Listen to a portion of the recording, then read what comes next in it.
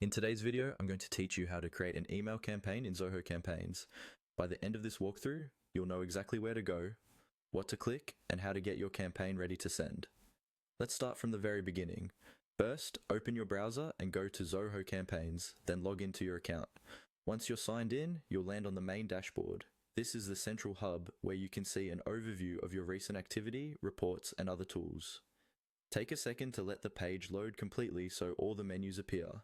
From the dashboard, look toward the main navigation menu and click on the option labeled Campaigns.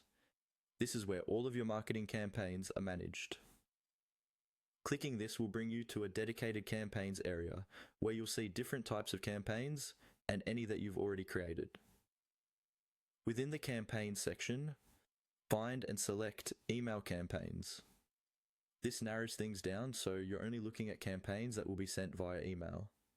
Here, you can see a list of existing email campaigns if you've made any before, along with their statuses such as draft, scheduled, or sent. To create something new, look for the button that says Create Campaign.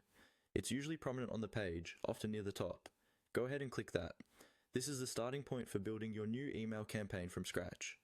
After clicking to create a campaign, Zoho Campaigns will ask you to select the type of campaign you want to run.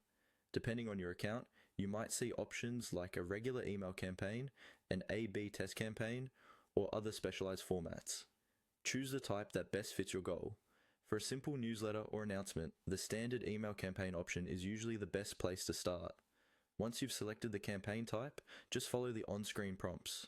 Zoho will guide you step by step through naming your campaign, choosing your contact list or segment, and then designing your email content using their editor.